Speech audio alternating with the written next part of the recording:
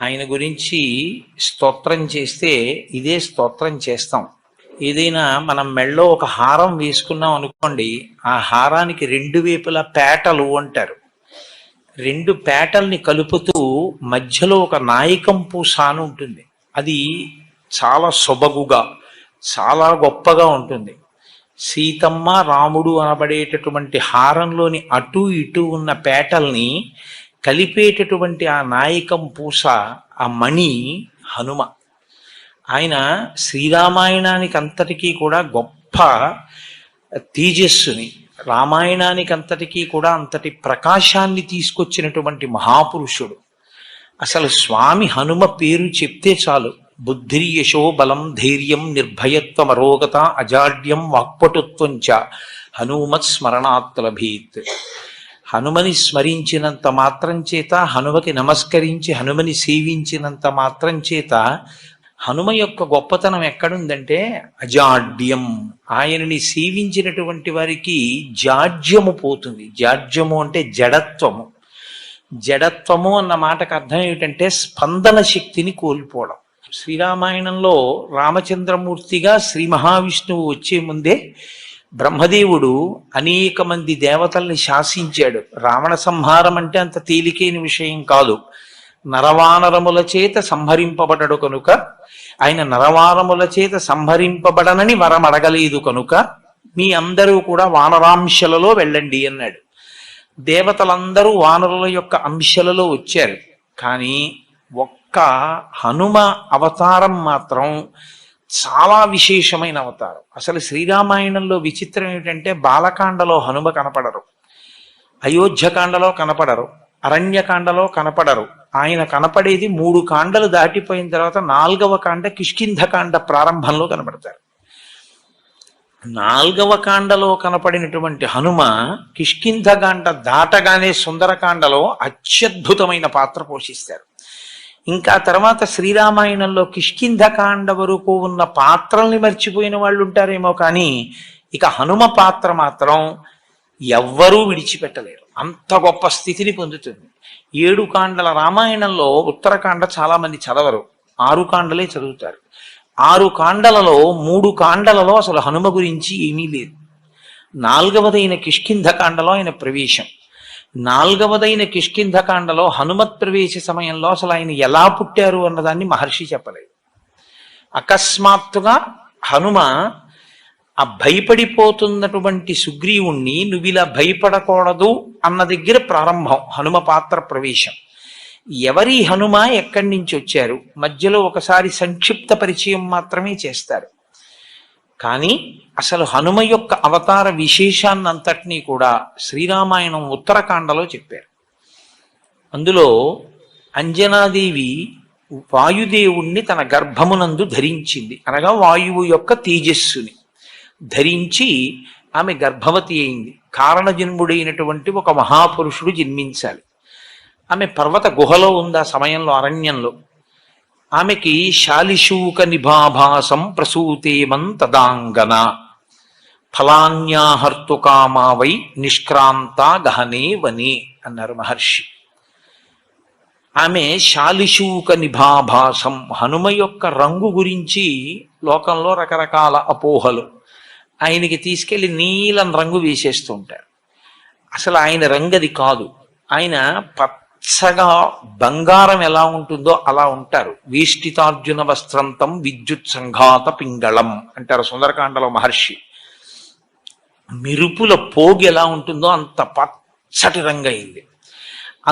శాలిశూక నిభాభాసం అంటే ఒక ధాన్యపు గింజని తీసుకుని పట్టుకుంటే దాని మొన ఎలా ఉంటుందో అంత పచ్చగా మిరిసిపోతున్నటువంటి హనుమ ఆ అంజనాదేవి యొక్క గర్భము నుండి బయటికి వచ్చారు.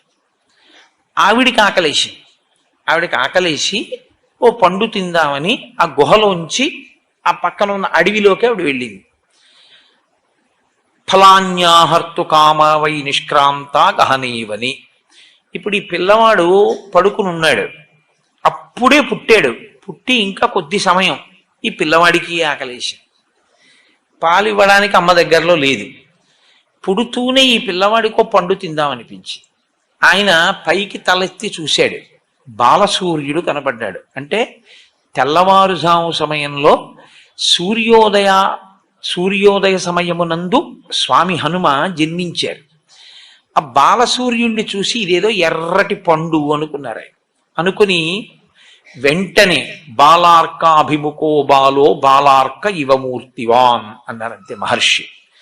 బాలసూర్యుణ్ణి చూసి తినే పండనుకుని ఈయన కూడా బయలుదేరి సూర్యపథం వైపుకి వెళ్ళిపోయారు. ఇప్పుడు వాళ్ళిద్దరూ ఒకరికొకరు ఎదురుగా ఎలా ఉన్నారు? మహర్షి అన్నారు, బాలార్కాభిముఖో బాలో. బాలసూర్యుని ఎదురుగుండా నిలబడిన ఈ బాలుడు కూడా అంతే తేజస్సుతో ఉన్నాడు. పరబ్రహ్మమైన సూర్యనారాయణుడు తన దగ్గరికి వచ్చి తననే తినేద్దామని వస్తున్న బాలుణ్ణి చూశాడు. అరెరే, నేను ఇంత తేజస్సుతో నిలబడితే ఈ పిల్లవాడు కాలిపోతాడు. ఈ పిల్లవాడి యొక్క జన్మయే అపురూపము, అసాధారణము. వీడు లోకంలో తరువాతి కాలంలో చాలా ఉపకారం చెయ్యవలసిన వాడు. కాబట్టి ఈ పిల్లవాడిని నేను చెనకకూడదు అని తన తేజస్సుని ఉపసంహారం చేశాడు. ఆ పిల్లవాడు దగ్గరికి వెళ్ళిపోయి ఆ సూర్య బింబాన్ని పట్టుకున్నాడు, పండనుకుని తిందామని. అది పర్వకాలం కాబట్టి రాహువు సూర్యుణ్ణి గ్రసించడం కోసమని ఆయన వచ్చాడు. పిల్లలకి చాపల్యం ఉంటుంది, కాసేపు ఇది పట్టుకుంటారు, ఇంకొకటి కనపడది ఆకర్షణీయంగా అనిపిస్తే దీన్ని విడిచిపెట్టి దాన్ని పట్టుకుంటారు. కాబట్టి ఇప్పుడు ఆయన ఈ సూర్యబింబాన్ని విడిచిపెట్టి ఆ రాహువుని పట్టుకోవడానికి వెళ్ళారు. ఆ రాహువు ఈ పిల్లవాడిని చూసి హడిలిపోయాడు. హడిలిపోయి, నాకు దేవతలు వరమిచ్చారు, నేను మాత్రమే పర్వకాలంలో సూర్యచంద్రుల్ని రాహువు కేతువు తినాలి, అటువంటిది ఇవాళ ఒక పిల్లవాడు కూడా వచ్చాడు, కాబట్టి దేవతలు మర్యాద తప్పారు, కాబట్టి దేవతల అధిపతినైన ఇంద్రుణ్ణి అడుగుతానని చెప్పి ఆయన వెనక్కి తిరిగి వెళ్ళిపోయాడు. ఈ పిల్లవాడు గబగబా వచ్చి మళ్ళీ సూర్యబింబాన్ని ఈలోగా రాహువు దేవలోకానికి వెళ్ళి దేవేంద్రుడికి ఫిర్యాదు చేశాడు. అయ్యా, పర్వకాలంలో నేను తినాలి, కానీ వేరొక పిల్లవాడు వచ్చి తినేస్తున్నాడు సూర్యుడిని, అది ఎలా సంభవం? నేను వస్తాను పద అని ఇంద్రుడు బయలుదేరి వచ్చాడు ఐరావతం మీద. ఈ పిల్లవాడు సూర్యబింబాన్ని పట్టుకుని అది ఏదో కొరికి తినబడేటటువంటి పండనుకుని కొరకబోతున్న సమయంలో మళ్ళీ రాహు వచ్చాడు. ఆయన మళ్ళీ ఈ బింబాన్ని వదిలేసి రాహువు దగ్గరికి వెళ్ళాడు. రాహువు భయపడి వెనకనున్న ఇంద్రుడి దగ్గరికి వెళ్ళాడు. ఈయన మళ్ళీ రాహువుని విడిచిపెట్టి ఇంద్రుణ్ణి చూశారు. ఇంద్రుడు ఏనుగు నచ్చింది సార్ ఆయనకి, ఎందుకంటే తెల్లగా ఉంటుంది ఐరావతం పుష్టిగా. ఈ పండు బాగుందని ఐరావతాన్ని వెళ్ళి పట్టుకుని కొరకబోతున్నారు. ఎక్కడ లేని కోపం వచ్చి ఇంద్రుడు వజ్రాయుధం పెట్టి కొట్టాడు. కొడితే అంతే, ఎడమ దవడ విరిగి ఆ పైనుంచి కింద పడిపోయారు. శ్రీరామాయణం ప్రకారం ఆయన ప్రాణములు ఉగ్గడింపబడ్డాయి. కింద పడిపోయి ఆ గుహలో రాతి మీద పడి కింద పడిపోయారు. కింద పడిపోగానే వాయువుకి తెలిసింది విషయం. అపారమైన తేజోమూర్తిని శ్రీరామాయణ కాలంలో అందరికీ ఉపకరించడానికి నేను కన్నాను, తండ్రినయ్యాను. ఇటువంటి పిల్లవాడిని ఇంద్రుడు ధూర్తుడై వజ్రం పెట్టి కొట్టాడు, కాబట్టి నేను నా ప్రసారమును ఆపేస్తాను. అదో చిత్రం. కాబట్టి ఇప్పుడు వాయువు తన ప్రసారాన్ని ఆపగానే సృష్టిలో ఇప్పటి వరకు జరగని చమత్కారం జరిగింది. ఎవడో హవిస్సిస్తున్నవాడు అలాగే ఉండిపోయాడు, సంధ్యావందనం చేస్తూ అర్ఘ్యమిస్తున్నవాడు అలా ఉండిపోయాడు, నవ్వుతున్నవాడు నవ్వుతూ ఉండిపోయాడు, ఏడుస్తున్నవాడు ఏడుస్తూ ఉండిపోయాడు. ఎక్కడా లోకంలో కదలికలు లేవు. బయట తిరగడం మానే లేదు వాయువు. హనుమై మీద ఇంద్రుడు వజ్రం ప్రయోగిస్తే శరీరముల లోపల తిరగడం కూడా మానేశాడు ఆయన. ఇప్పుడు అలా ఉండిపోతే దేవతలు బాధపడ్డారు. మనుష్యులు పక్షులు మృగములు అలా అయిపోతే దేవతలకి ఎందుకంటే బాధ? మనం హవిస్సిస్తే తప్ప దేవతలకు అన్నం దొరకదు. మనం ఇచ్చిన హవిస్సే వాళ్ళు తింటారు, తిని తృప్తి పొంది వాళ్ళు వర్షం కురిపిస్తారు. కాబట్టి ఇప్పుడు దేవతలకు హవిస్సు లేదు. కాబట్టి మనుష్యలోకం పక్షాన దేవతలందరూ బ్రహ్మగారి దగ్గరికి వెళ్ళారు. వెళ్ళి, అయ్యా, వాయువు తన యొక్క ప్రసారమును నిలిపివేశాడు, లోకమంతా కాష్టభూతమైంది. ఒక్కసారి మీ సృష్టి వంక చూడండి, ఏది కదలటల. చెట్టు, చిగురుటాకు, పక్షి, జంతువు, నీరు, చాప అన్నీ అలా అయిపోయాయి. ఎలా అంటే బ్రహ్మగారు అన్నారు, వాయు ప్రాణ సుఖం వాయు, వాయు సర్వమిదం జగత్, వాయునా సంపరిత్యక్తం న సుఖం విందతే జగత్. ఎంత గొప్ప మాట అన్నారండి బ్రహ్మగారు రామాయణంలో. వాయు ప్రాణ, వాయువే ప్రాణము అన్నాడు. వాయువుని రమ్మని నేను పిలవాలి, కోపించి ఉన్నాడు. నేను రాను అని కూడా ఓ మాట అనేస్తే చాలా పెద్ద ప్రళయమే వస్తుంది. కాబట్టి నేనే వస్తానన్నారు బ్రహ్మగారు. తిన్నగా వెళ్ళి ఆ పిల్లవాడిని ఇలా ముట్టుకున్నారు. బ్రహ్మగారు ఇలా ముట్టుకోవడం ఏమిటి? అది సృష్టి శక్తి. బ్రహ్మగారంటే ఆయన ముట్టుకుంటే సృష్టి జరుగుతుంది. కాబట్టి ఆ పిల్లవాడిని ఇలా ముట్టుకోగానే ఆ పిల్లవాడు మళ్ళీ లేచాడు. లేవగానే ఇంద్రుడి వంక చూసి ఆయన అన్నారు, నేను ఇవాళ ఈ పిల్లవాడి వలన దేవతలకు లోకములకు పెద్ద ఉపకారం ఒకటి జరగవలసి ఉంది, అందుకుని మళ్ళీ బ్రతికించాను. మీ అందరూ కూడా ఈ పిల్లవానికి వరములు ఇవ్వండి అన్నాడు. అంటే ఇంద్రుడు అన్నాడు, ఈ పిల్లవాడిని పడగొట్టింది నేనే.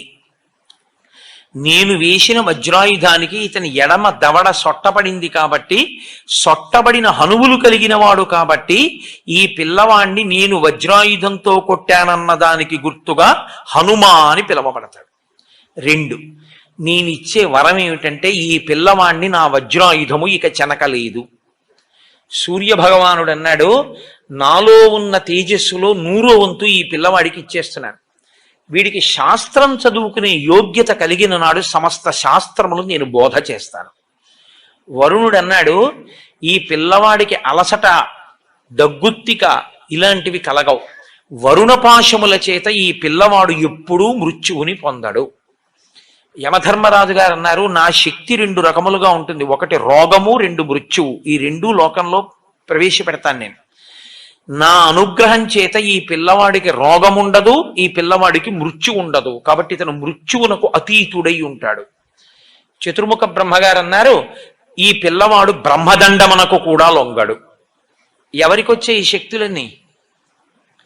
ఇంకా 1 గుక్కెడు పాలు, అమ్మ పాలు కూడా తాగని పిల్లవాడికి బహుశః పౌరాణిక వాంగ్మయంలో ఎవరికీ కలగనంత రీతిలో హనుమకొచ్చాయి. ఇవన్నీ పుట్టిన గంటలో ఇన్ని దేవతల శక్తులు ఆయనకు వచ్చేసాయి.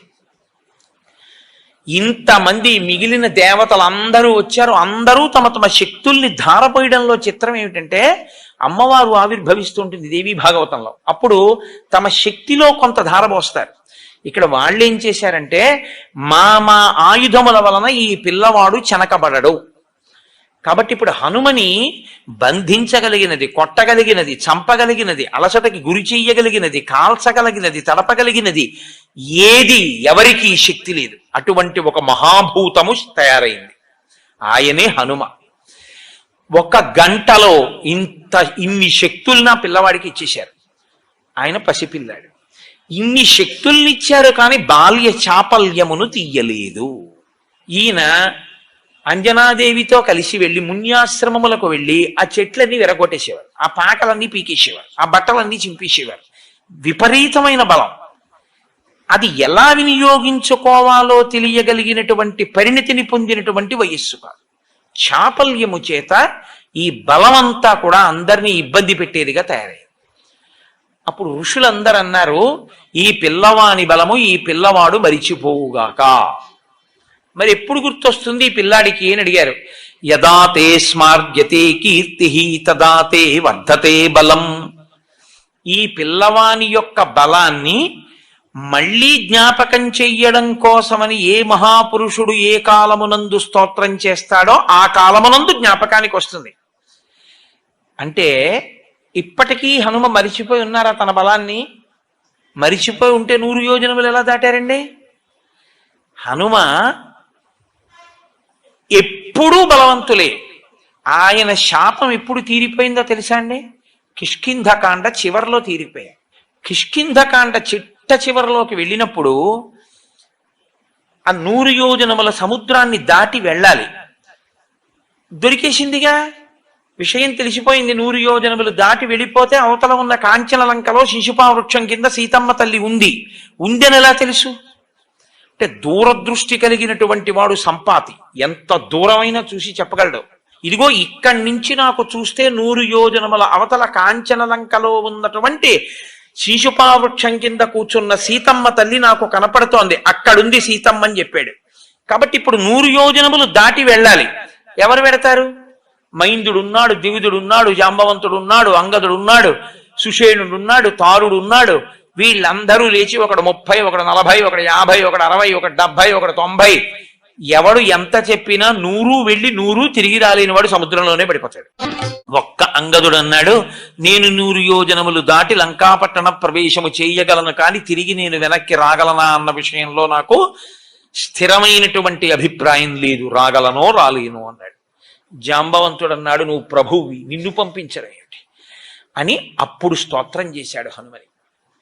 హనుమా, నీ శక్తి నీకు తెలియదు, నువ్వు నీ శక్తిని పుంజుకో, నీ బలాన్ని నువ్వు మరిచిపోయావు, నీకింత శక్తి ఉంది, నువ్వు వాయుదేవుని కుమారుడవు అని స్తోత్రం చేశాడు. ఆయన్ని స్తోత్రం చేసి గుర్తు చెయ్యగానే శాప విమోచనం అయిపోయాడు, ఆయనకి బలం వచ్చేసింది. హనుమ ఉత్తరక్షణ ప్రతిజ్ఞ చేశారు, నేను ఇక్కడ నుంచి బయలుదేరితే, నేను నిలబడినప్పుడు, నేను ఇక్కడి నుంచి ఎగిరినప్పుడు నా పాదముల యొక్క శక్తిని భూమి తట్టుకోలేక పాతాళములోకి కుంగిపోతుంది. కాబట్టి నేను మహేంద్రగిరి పర్వత శిఖరముల మీద నిలబడి అక్కడి నుంచి బయలుదేరుతాను. నా శక్తి ఏమిటో నాకు అర్థమైంది. 100 యోజనముల సముద్రమును నేను లంఘించి ఆవలకి వెళ్ళక్కర్లేదు, నేను ఇప్పుడు 100 యోజనములు గడచి వెడతానన్నారు ఆయన. అప్పుడే పోయింది ఆయన ఆ శాపం. హనుమ గురించి ఒక మాట చెప్తారు కిష్కింధకాండ చిట్ట చివరి శ్లోకంలో, సవేగవాన్ వేగ సమాహితాత్మా హరిప్రవీర పరవీరహంత మనస్సమాధాయ మహానుభావో జగామలంకాం మనసా మనస్వి. ఇది చివరి శ్లోకం కిష్కింధకాండకి. మహర్షి అన్నారు, శరీరంతో వెళ్ళాలి సముద్రం దాటి, మనసుతో వెళ్ళిపోయారు హనుమన్నారు. అది ఆయన మనోజవం, ఆయనకేం భయం లేదు. హనుమ అంటే హనుమే. అందుకే రామాయణంలో మీరు జాగ్రత్తగా పరిశీలిస్తే హనుమ ఎక్కడ ఉంటారో అక్కడ ప్రాణములు నిలబడతాయి. మీరు చూడండి, ఆయన మొట్టమొదట కిష్కింధకాండలో కనపడ్డప్పుడు సుగ్రీవుడు హడిలిపోయి పారిపోతున్నాడు. ఆపారు ఆయన. ఎందుకు అలా పారిపోతున్నావు అని అడిగారు. లఘుచిత్తతమాత్మానం నస్థాపయసి యోమతః అన్నారు ఆప్ చేసి. ఇంత తేలికైన మనస్సున్నవాడివి, ఇంత పిరికివాడివి, నువ్వు వానరాజ్యానికి రాజు అవుతావా నువ్వు? అహో శాఖా మృగత్వంతే అన్నారు. అది మంత్రి అంటే. ఎప్పుడు ఎలా మాట్లాడాలో అలా మాట్లాడారు. కొమ్మల మీద తిరిగే కోతి ఏమిట్రా ఈ పరుగో అని అడిగారు. ప్రభువు అని దయ చూపించలేదు. ఏమిటా పరిగెత్తడం ఏమిటి? ఎందుకు పరిగెడుతున్నావు ఋష్యమూకం మీద? వాలి రాడుగా ఇక్కడికే, దేనికి నీకు భయం? ఇద్దరు నరులు వస్తున్నారు, చూడు ఎలా ఉన్నారు. రామలక్ష్మణులు వెళ్ళిపోతున్నారు అక్కడ పంపా తీరంలో. వాలి పంపి ఉంటాడు నన్ను చంపడానికి, వాళ్ళిద్దరిని చూస్తే భయం ఇట్లా, అందుకే పారిపోతున్నానన్నారు. చూస్తే పారిపోవడమే, వాళ్ళెవరో ఏమిటో నేను కనుక్కొస్తాను, అలా ఉండు. వెళ్ళి రామలక్ష్మణులతో సుగ్రీవుడికి మైత్రి చేయించారు. రామలక్ష్మణులకు సుగ్రీవుడికి మైత్రి జరిగింది కాబట్టి సుగ్రీవుడికి రాజ్యం వచ్చింది. సుగ్రీవుడి భార్య రుమ సుగ్రీవుడికి దక్కింది.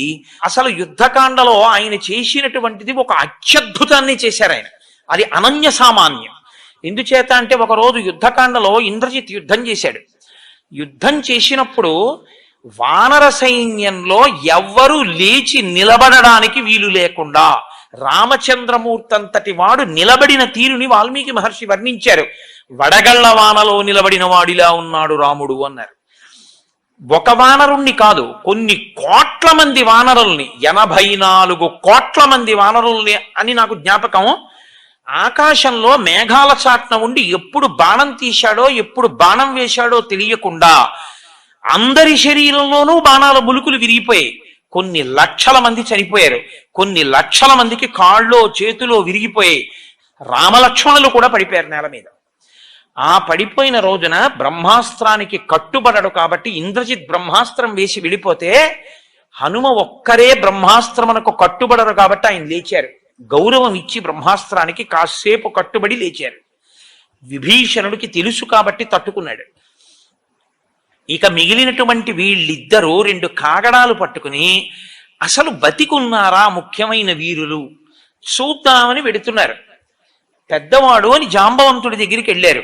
కనురెప్ప పైకెత్తడానికి లేదు జాంబవంతుడికి, అలా కొట్టేశాడు ఇంద్రజిత్తు. పడిపోయి ఉన్నాడు ఆయన పెద్దవాడు. కాగడాలు పట్టుకుని వెళ్ళి విభీషణుడు అన్నాడు, తాతా కుశలమా అని అడిగాడు. అంటే జాంబవంతుడు అన్నాడు, హనుమ కుశలమా అని అడిగాడు. అడిగితే విభీషణుడు అన్నాడు, తాత రామలక్ష్మణులు కుశలమా అని అడగవలసింది నువ్వు అలా అడగలేదు. నువ్వు అలా అడగకుండా హనుమ కుశలమా అని అడుగుతున్నావు. పొరపాటు పడ్డావా అన్నారు. అంటే జాంబవంతుడు అన్నాడు, నేను పొరపాటు పడి అడగలేదు, పూర్తి స్వస్థతతో ఈ మాట చెప్తున్నాను నేను. ఎందుకో తెలుసా? ఆ హనుమ ప్రాణాలతో కాని ఉన్నారా, మనందరం ఉన్నట్లే. హనుమజ్జుజ్జిత ప్రాణే జీవంతోపి వయం హతాహ. ఆ హనుమ కాని మరణించారా, మనందరం బతికున్నా చచ్చిపోయినట్టు. ఒకవేళ మనందరం చచ్చిపోయిన హనుమొక్కరు బతికుంటే మనందరం బతికినట్టే, బతికించేస్తారే. అందుకు అడిగాను, ఉన్నాడా క్షేమంగా? ఇంకొకడైతే ఈ కితాబు విన్నందుకు, చూశావా నా సంగతి అంటాడు విభీషణుణ్ణి. హనుమ వంగి జాంబవంతుడి పాదములు పట్టుకుని, తాత హనుమ నీకు నమస్కరించుచున్నాడు అన్నారు. అంటే ఆయన అన్నారు, నాయనా వేళ లేదు, ఈ రాత్రి లోపల బతకాలి సైన్యం. ఉత్తర క్షణంలో ఎక్కడున్నారు వాళ్ళు? దక్షిణ సముద్రానికి ఆవల కాంచనలంకలో ఉన్నారు. ఈ రాత్రికి రాత్రే నువ్వు ఇక్కడి నుంచి ఎగిరిపోయి ఉత్తర దిక్కున కైలాసము వృషభము అన్న 2 పర్వతముల మధ్యలోకి వెళ్ళాలి. అక్కడ ఒక ఓషధీ పర్వతం ఉంది, అందులో 4 ఓషధులు ఉన్నాయి. నువ్వు వెంటనే వెళ్ళి ఆ 4 ఓషధులు పట్టుకొచ్చేయాలి 10 నిమిషాల్లో. వాల్మీకి రామాయణంలో మహర్షి ఏమన్నారో తెలుసా అండి? రావణాసురుడి మేడ కూడా కదిలిపోయింది ఆయన వేగానికి.